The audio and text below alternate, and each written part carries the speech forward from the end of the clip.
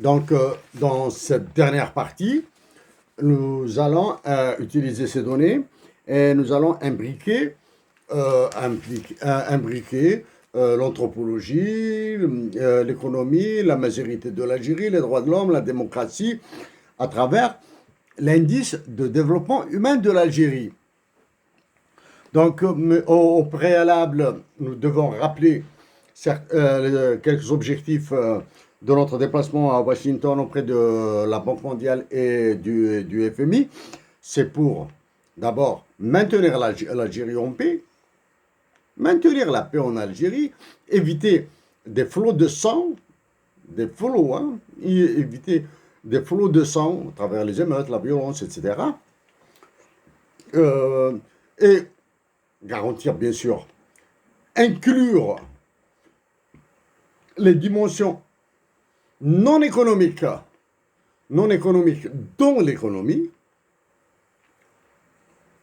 Donc, pour cela, nous allons utiliser l'indice de développement humain.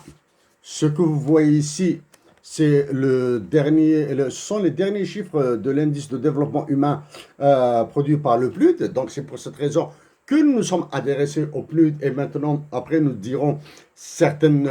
fournirons certaines explications plus détaillées, peut-être un peu plus techniques, mais simples. Nous allons demeurer dans la simplicité. À côté ici, vous avez les pays au plus haut indice de développement humain ces pays sont la Norvège, l'Irlande, la Suisse et Hong Kong. L'Algérie et la Tunisie sont classés parmi les indices de développement humain élevés. Pour le Niger et le Nigeria, ils sont faibles. Ils sont faibles. Ce que maintenant, nous allons réduire ça à ça, et uniquement ça. C'est-à-dire, ici, c'est la Norvège, l'Algérie, le Niger et le Nigeria. D'une manière simple, ici, vous avez le vert, ce sont les revenus, c'est-à-dire les gains par année, par habitant. L'orange, c'est l'éducation. Le bleu, c'est l'espérance de la vie à la naissance. L'espérance de la vie à la naissance. Donc, ici, bon, nous le répétons encore une fois là. Les calculs, les équations mathématiques et les calculs sont publiés dans le livre de la jarre pour la patrie. Ensuite, bon, nous rappelons toujours notre conférence sur l'accession de l'Algérie à l'OMC, les impacts économiques de Tamazigh, les impacts de la dévaluation du dinar sur l'économie algérienne et le bien-être des Algériens, et certaines autres interventions. Et certaines autres interventions en rapport avec la paix, les droits de l'homme, la guerre Maroc-Algérie, etc.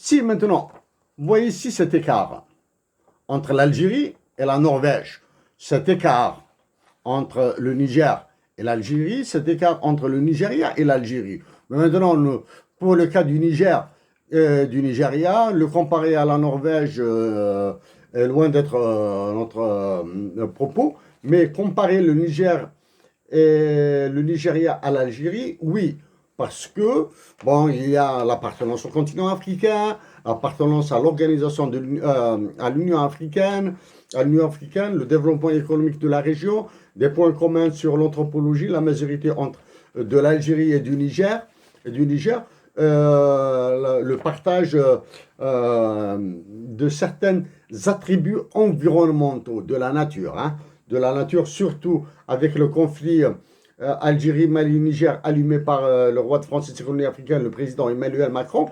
Voilà, donc ces aspects, nous les avons déjà traités. Donc ici maintenant, comparons un petit peu rapidement l'Algérie à la Norvège. Donc vous avez cet écart. D'où vient cet écart?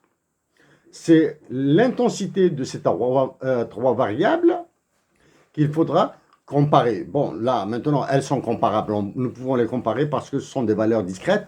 Nous pouvons les comparer, mais ce n'est pas de la théorie que nous allons faire.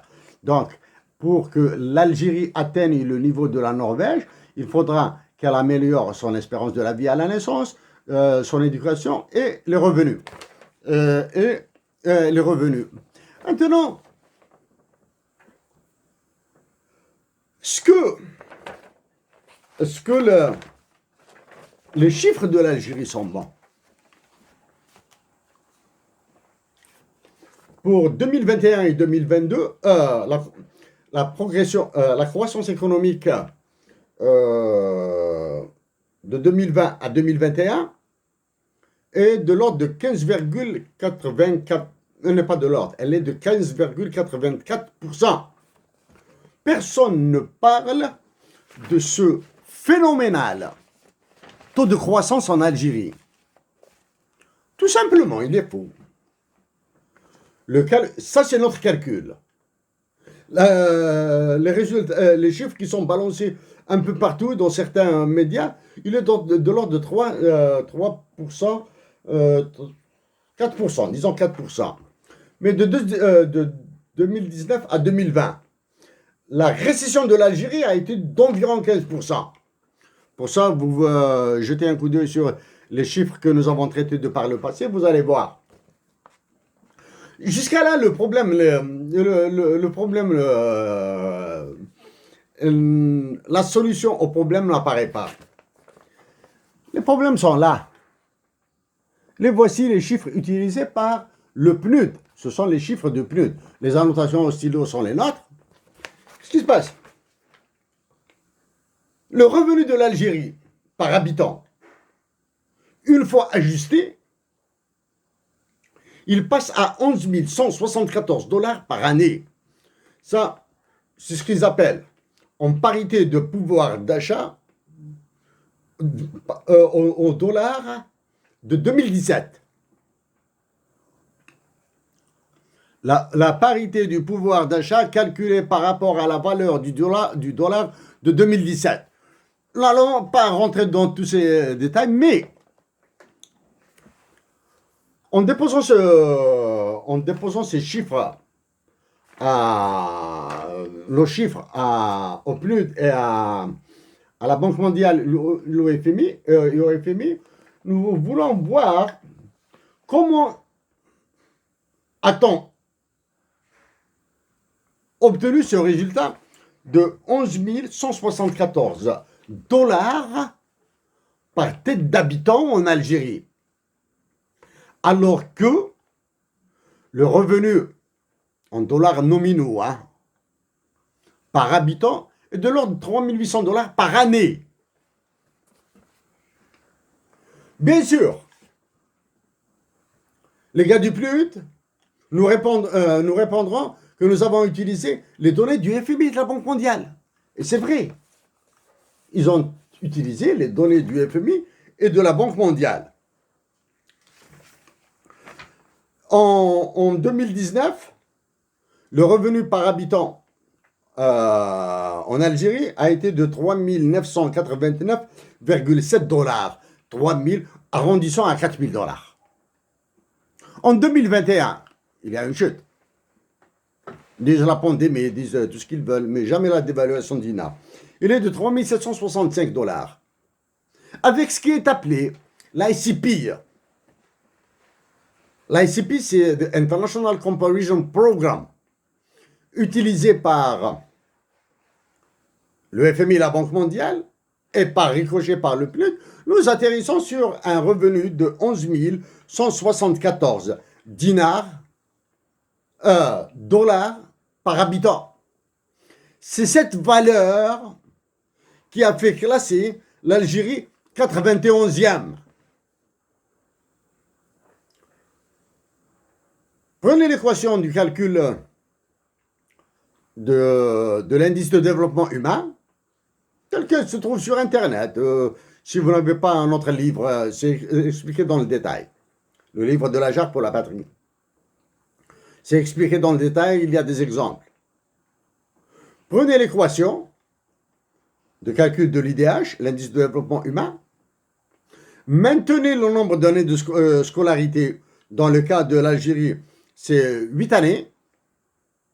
Maintenez l'espérance de vie à la naissance de l'Algérie qui est, d'après le PNUD, de 76 années,9, c'est-à-dire presque 77 ans. Maintenez ces deux variables, mais jouez juste avec le revenu par habitant. En le ramenant à 5 000 $ par année, nous disons bien à 5 000 $ par année, nous allons nous rapprocher du Nigeria. Le Nigeria est classé 161e. Et comme par hasard, le Niger est classé 158e. C'est-à-dire le Niger est plus développé que le Nigeria. Prenez l'équation de l'IDH, mettez 5 000 $. Vous allez voir comment va chuter l'indice de développement humain de l'Algérie. Tenons, quand nous combinons ces chiffres, ces graphiques et ces chiffres, nous allons tirer des conclusions. L'espérance de la vie à la naissance en Algérie est de 76,9 années. En Norvège, elle est de 82 années. 82,4. C'est-à-dire l'Algérien perd à peu près 77, il perd 5,4 années d'espérance de vie à la naissance. 5,4 années d'espérance de vie à la naissance, il faut penser à l'éducation, à l'économie, à la consommation, au développement, aux investissements, à tout ça. Hein? Alors que l'espérance de vie à la naissance au Nigeria est de 54,7. Donc, en posant ce problème de données et de graphiques, l'État algérien est en train de se tirer des balles, de tirer des balles dans les têtes de tous les Algériens. L'État algérien se rafale par lui-même à travers des données complètement bidons. Et sur ces données, peuvent nous raconter tout ce qu'ils veulent. Hein. Sur l'ICP, l'ICP, hein, the International Comparison Program, utilisé par le FMI, la Banque mondiale et le PNUD par ricochet. Ce programme, cet International Comparison Program a été développé par l'Université de Pennsylvanie, etc. Nous avons consulté les données de l'ICP. Les données brutes, hein. Les données brutes. Allez-y les consulter, vous allez voir les niveaux de consommation des Algériens. Si réellement les Algériens consommaient ce que dit ce ICP, Algérien vivrait 82 ans. 81 ans. Maintenant, le problème de l'éducation, puisque nous l'avons soulevé auparavant, la durée de la scolarité, la moyenne des années de scolarité en Algérie, many years of schooling, est de 8 années. En Norvège, elle est de 13 années, 12,9 exactement. Il y a 5 années de différence, 5 années d'éducation. Nous rappelons que la Norvège a 5,37 millions d'habitants et que l'Algérie a 43,85 millions. Ça veut dire quoi? 8 années de scolarité, qu'est-ce que ça veut dire? C'est que l'enfant rentre à 6 ans à l'école, il quitte à 14 ans.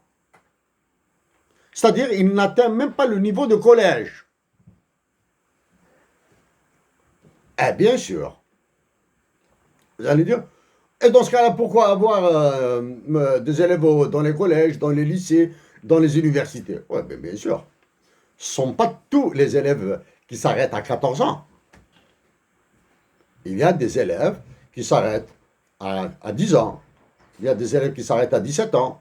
Il y a des élèves qui s'arrêtent à 20 ans. Il y a des étudiants qui arrêtent d'étudier à l'âge de 21 ans. Il y a des étudiants qui étudient jusqu'à 30 ans sans avoir de diplôme. Tout ça. Donc, l'éducation en Algérie.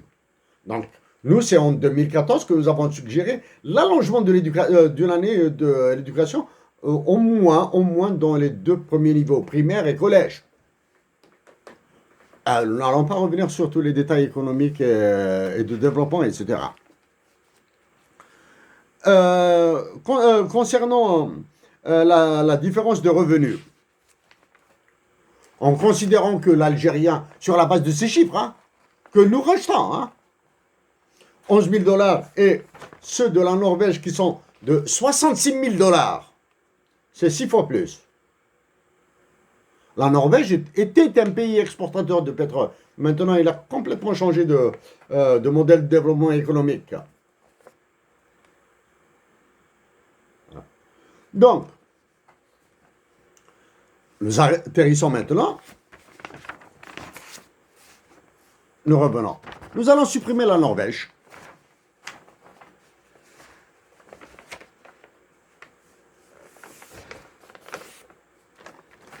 Nous avons supprimé la Norvège, nous allons garder uniquement l'Algérie, le Niger et le Nigeria. Voilà. Ces trois pays. Est-ce que des trois pays qui présentent ces niveaux de différence peuvent coopérer? En termes économiques, on dit, peuvent-ils s'intégrer? Non. Maintenant, nous allons aller sur la mondialisation. Nous allons aller sur la mondialisation. Nous vous invitons à jeter un coup d'œil rapide sur notre présentation de l'accession de l'Algérie à l'OMC. Parce que là, dans l'accession, c'était un ensemble de batteries théoriques. Là, maintenant, nous allons prendre des exemples très simples comme nous nous sommes engagés. En partant aux États-Unis, à la frontière Canada-États-Unis, passer la douane, nous passerons sur certains détails, parce que à une autre occasion, nous allons les raconter, mais pour les regarder d'un point de vue international. Nous avions une orange, China, Youth, avec l'étiquette comme quoi c'est un produit de l'Ontario. Une orange, nous disons bien une orange. Les douaniers l'ont vu. Monsieur, c'est quoi ça? What's this? C'est une orange. I want to eat it. C'est une orange que je vais manger là dans le bus parce que nous avons voyagé dans le bus. Ah non, it's forbidden. C'est interdit. Quoi? Une orange. Une orange. Tous les produits de l'Ontario sont interdits d'entrer aux États-Unis d'Amérique. Tous les produits agricoles. Pour que certains produits y entrent, il faut des autorisations spéciales, toute une procédure. Alors que ce sont les États-Unis d'Amérique et le Canada qui sont le chantre de l'OMC, de l'Organisation mondiale du commerce. Disons bien, une orange.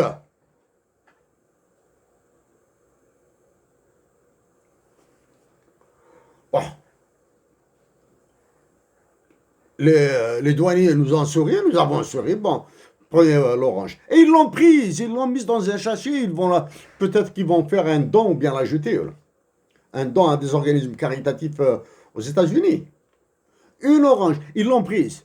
Maintenant, parlons des oranges, de la mondialisation, etc. Certes, ça c'est les États-Unis d'Amérique qui pratiquent du protectionnisme.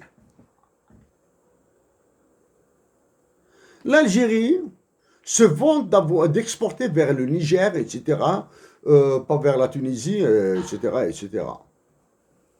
Alors que la pauvreté est en train est devenue, nous sommes en état de guerre. La pauvreté, elle seule, est une guerre contre la nation algérienne. Ça. L'expérience récemment, l'expérience du Mali. Nous sommes au seuil de la guerre. La guerre n'est pas le problème de guerre entre l'Algérie et le Maroc n'est pas encore réglé là.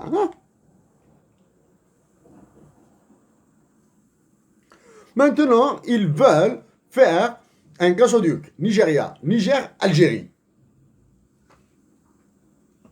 des ministres dans un folklore dégoûtant ont signé un mémorandum d'accord.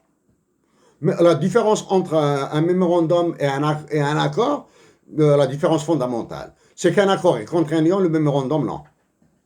Ça d'un point de vue juridique. Un accord est contraignant, c'est-à-dire il peut être soumis à des tribunaux, à un arbitrage. Le mémorandum d'accord, non. C'est-à-dire on peut revenir sur certaines clauses. Directement au niveau ministériel. Trois ministres. Pour le cas du ministre du Niger,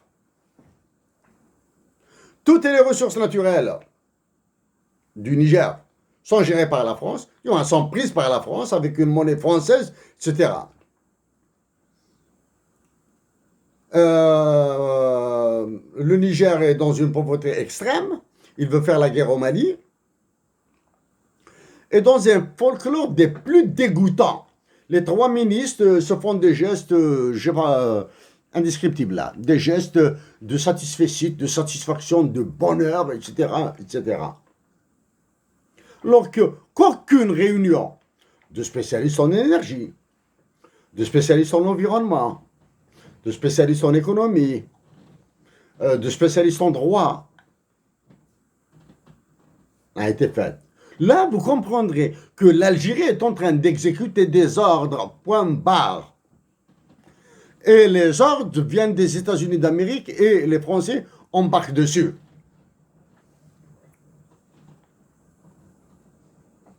Exemple de problème, il n'y a pas de gazoduc commun entre l'Algérie et le Maroc vers l'Espagne. Hein. C'est le gazoduc algérien qui va directement en Espagne ou qui passe par le Maroc, du moins avant. L'Algérie toute seule. Et elle a des problèmes monstres avec l'Espagne et le Maroc. Donc, imaginez le cas de l'Algérie, Niger, Nigeria. Nous citons trois problèmes immenses. Le problème du free riding. Free riding, c'est ce qui est appelé le tricheur, le risquilleur. Le tricheur, qui va contrôler les quantités envoyées par le Nigeria, par le Niger et par l'Algérie. Ça, c'est la preuve.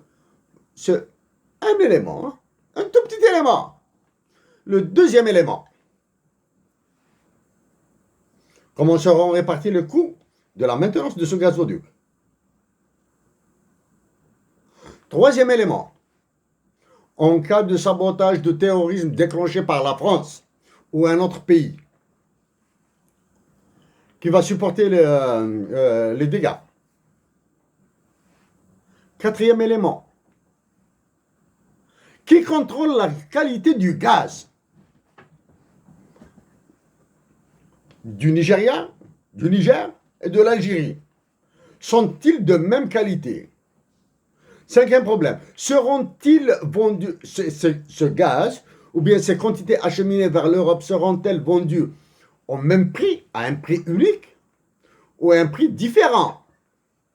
Est-ce que le prix du gaz du Nigeria sera identique à celui du Niger et à celui de l'Algérie? Comment vont se faire les répartitions des recettes? Tout ça. C'est pour cette raison que vous voyez certains prétendus très hauts responsables de l'État balancer, dire des inepties. Tout ça à cause du manque de patriotisme. Un pays d'abord se gère par ses enfants, se gère par des patriotes. Quand nous disons qu'un pays se gère par des patriotes, il faut voir comment réagissent les responsables américains, les policiers américains, les douaniers américains pour protéger devant les menaces qui pèsent sur leur pays. Un pays se gère par les patriotes. Ceci va laisser toujours des mécontents parce qu'il est difficile d'intégrer les préférences de tout un chacun. Chers compatriotes d'Algérie, chers frères, chères sœurs d'Algérie,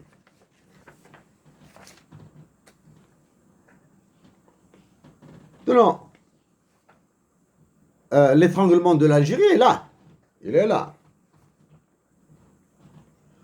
Éviter, la nation algérienne doit premièrement se prononcer sur plusieurs points. Pour nous, les plus importants sont un, dire au roi de France et de ses colonies africaines, le président Emmanuel Macron, foutez le compte de notre pays. Laissez-nous nous exploser tout seuls, sachant qu'il nous a déjà explosé. C'est la première. Deuxièmement, il est temps de renouveler l'état-major de l'armée en intégrant des colonels, franchement, diplômés de l'académie de Gerchel, diplômés de l'école supérieure de la logistique de Harrach, diplômés de l'école de géodésique d'Oran, quelque chose comme ça là, hein, de l'UNITA, etc. Des colonels, nous disons bien des colonels. Et les généraux grabataires là, doivent rentrer chez eux. Jusqu'à maintenant, nous sommes très, très, très modérés dans nos mots.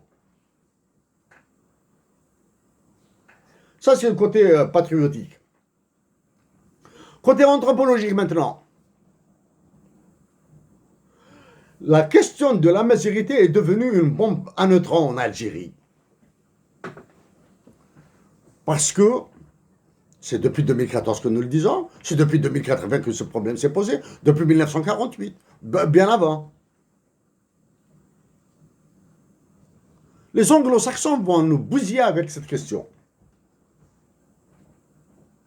Et celui qui l'alimentera le plus, qui soufflera le plus, c'est le roi de France, Emmanuel Macron, qui vient de le faire avec les Peuls au Mali. Avez-vous remarqué son silence sur la violation des droits de l'homme en Algérie? Allons-y vers la majorité de l'Algérie.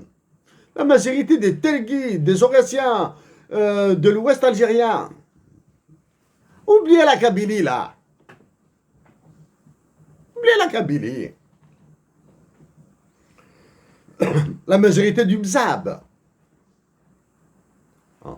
L'autre élément. Maintenant, ce n'est plus une suggestion ou bien une proposition, ce sera les trois à la fois, un argument d'autorité, une pensée magique et une pensée unique. À la fois, les trois à la fois. Les Algériens salariés doivent exiger la baisse des salaires et des pensions de retraite. Ça, hein? Ils doivent exiger la baisse des salaires et des pensions de retraite et en parallèle demander une réduction du travail, du temps de travail, pour pouvoir le partager avec les autres, avec les sans-emploi. Il est difficile pour les Algériens en résidant, bon, peut-être parce que ils veulent rester dans le... peut-être apprécié par l'opinion publique, cette histoire d'allocation chômage, histoire d'allocation pour les personnes qui n'ont jamais travaillé. Parce qu'une personne qui n'a jamais travaillé n'est pas chômeur, hein, est une catastrophe. La baisse des... Alors là, la baisse de grosses pensions de retraite là pour ceux qui ont 10 années de décret, etc. Là, c'est un cataclysme sur l'Algérie. Pour les secteurs économiques actuellement productifs, hein, manufacture. Abandonner ces histoires de PRC. En le faisant, vous allez clouer le bec au FMI et à la Banque mondiale. Et vous allez donner le temps, T-O-N, hein, le temps à un mouvement révolutionnaire dans toute l'Afrique du Nord, y compris au Maroc et en Tunisie. Chers compatriotes, à une autre occasion, dans un espace public, nous allons aborder, dans la décontraction, hein, des éléments qui apparaissent futiles, mais qui ont un impact immense, tant en relations internationales qu'en économie internationale, que sur le développement national. Des futilités, hein, vraiment des futilités. Comme une futilité, par exemple, comme l'ouverture de la frontière de l'Algérie avec la Tunisie, que nous accueillons à bras ouverts. Nous sommes très heureux pour l'ouverture de la frontière entre l'Algérie et la Tunisie. Et nous le serons encore plus avec l'ouverture entre la frontière entre l'Algérie et le Maroc. Comme les frontières sont ouvertes avec le Mali et le Niger, alors que c'est une zone en état de guerre. Très heureux. Mais pas avec cette politique monétaire-là. Pas avec ce taux de change-là. Mais ça, avec un dinar tunisien et un dirham marocain surévalué par rapport au dinar algérien, les Algériens se sentent à l'aise en Tunisie, pas au Maroc actuellement. Se sentent bien. Et pourtant, la valeur de leur monnaie est de loin inférieure à celle du dinar tunisien. Ils se sentent bien. Que dire si les deux monnaies sont sensiblement égales? Les Algériens seraient heureux. Bah, il y aura toujours des perdants. Chers compatriotes, l'éducation en Algérie, la santé en Algérie, et criez avec moi, ou bien dites-le gentiment avec moi, au chef d'état-major et aux généraux de l'état-major, arrêtez de bousiller le pays. Arrêtez d'utiliser les réserves internationales de l'Algérie pour l'achat d'un armement qui ne servira absolument à rien, sauf au suicide. Vous allez faire la guerre au Maroc, vous allez faire la guerre au Mali et au Niger, vous allez faire la guerre à la Tunisie et à la Libye, allez-vous faire la guerre à l'Italie ou à la France ou à l'Espagne? À une calamité. C'est là où réapparaissent les valeurs patriotiques. C'est là où l'histoire de l'Algérie, l'histoire de notre patrie, doit encore ruisseler dans nos veines, dans nos pensées, dans nos mots, dans nos rêves. Merci, chers compatriotes d'Algérie.